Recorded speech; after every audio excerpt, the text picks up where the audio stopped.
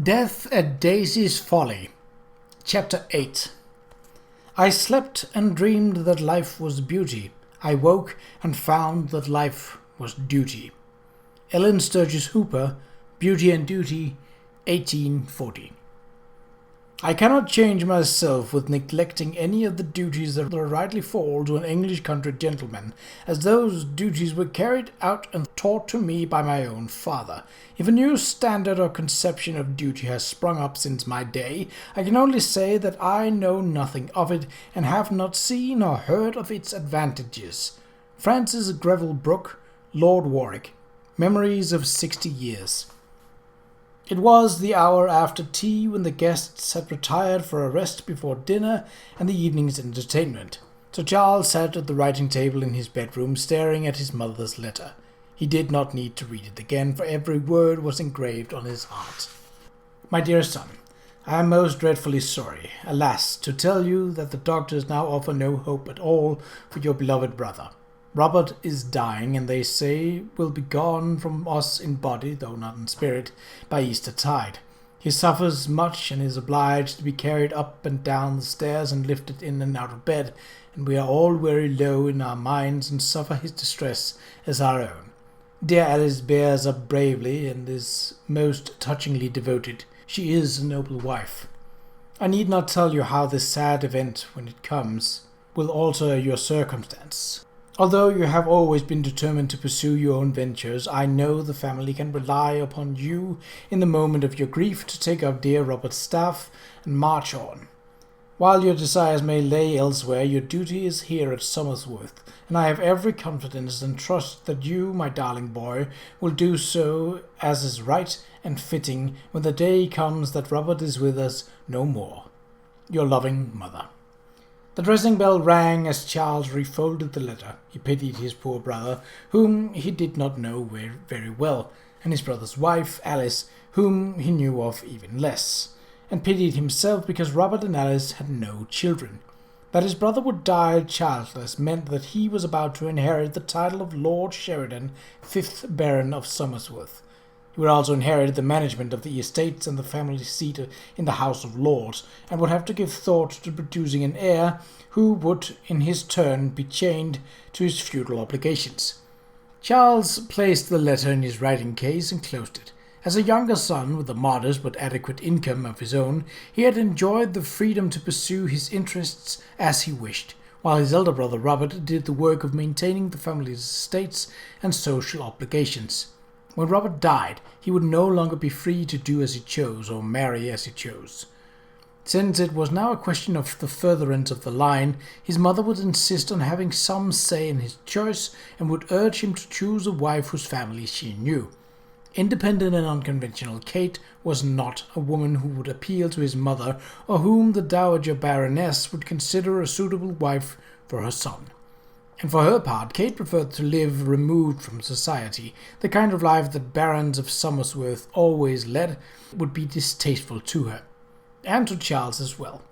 At 34, his interests were many and far-flung. At Eton and later Oxford, where he had prepared for a career in the sovereign's service, he had acquainted himself with archaeology, paleontology, botany, geology, zoology. In the interval between Eton and Oxford, during a brief posting with Her Majesty's forces, he had pursued technical studies. Having avoided a diplomatic career but fortuitously inherited his maternal grandmother's small fortune, he was able to follow his diverse interests as they presented themselves, without regard to profit or outcome. In the tradition of the English gentleman scientist, he had conducted a study of Cenozoic invertebrates in the fossil record of West Essex and investigated several rare species of bats. But he was also intrigued by many of the new branches of technology and science: photography, toxicology, serology, dactyloscopy, anthropometry, and their application to the study of criminal activity. He had even enjoyed several successes in the solution of crimes, too, with Kate's help. But his current inquiry unfortunately did not look like being a success. It was his considered opinion that the prince's horse had nothing to do with the death of the young groom, and that the boy had been the victim of foul play. But the only evidence lay in the circumstances, and unless someone had caught a glimpse of the killer and came forward to offer evidence, a solution was not likely to be found.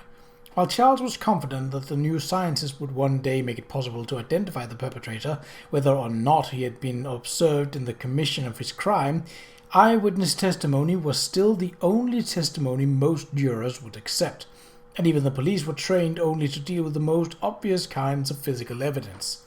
Hence, Charles was left with the awkward task of reporting to His Royal Highness that the matter remained in question. The report would not be well received, for Qa'Rajh did not easily tolerate ambiguities, relativities, or approximations. But Charles knew his duty and would satisfy the prince as well as he could. There was a discreet knock at the door. Charles opened it and told the inquiring valet, alone from Daisy, that his services were not required, could perfectly well dress himself. He opened the wardrobe and found his evening clothes where some servant had hung them, and began to put on his shirt, turning his thoughts to other matters. Daisy's plan to take Qa'Rajh to the Chelmsford workhouse for one. Members of the prince's circle were happy to amuse themselves with such minor naughtiness as adultery and could accept a minor scandal if it did not attract too much attention in the press. They could not bring themselves to tolerate socialist leanings, however frivolously expressed.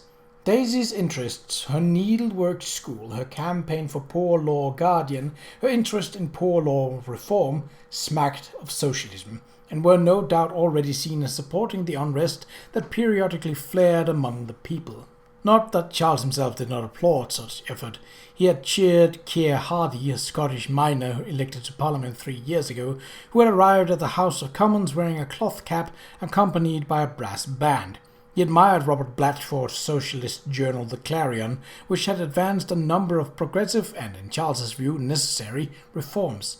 But if Daisy intended to influence the prince in the direction of socialism, she should prepare herself for trouble, because trouble was what she was about to get. After some searching, Charles found cufflinks and the studs in the tray on top of the dresser, donned his white waistcoat, slipped his tie around his rigid chimney pot collar, which he hated fiercely, for it chafed at his neck. Glancing in the mirror, he combed back his unruly brown hair and surveyed his reflection with a resigned sigh. He was prepared for dinner and the evening's entertainment, although he did not expect to enjoy it. And at all costs he should have to avoid the attentions of Lillian Forsyth, who had accosted him at tea with some sort of unintelligible remarks about bats. Not even duty required that he endure such a woman. But as he stared at himself in the mirror, his reflection seemed to speak to him. What did duty require, after all? Did it demand that the 5th Baron of Somersworth live and marry as the first 4 barons had lived and married, always in the front rank and public eye of society? Could he not perform his duty to the title, to the estate and the family, and to himself? And if it were true for him, might it not be true for Kate, if she loved him? Perhaps he should open the subject with her tonight, sound her out on her feelings about himself, and about the change in his situation. He might even raise the subject of marriage. He wasn't entirely sure how he might do this, for he had done nothing of the sort before. Perhaps during dinner he could think of a logical way to open the topic. Charles nodded at his reflection and ran his finger around the inside of the infernal collar, and as he left the room and walked down the hall towards the stairs, he felt more cheerful than he had since the letter had arrived.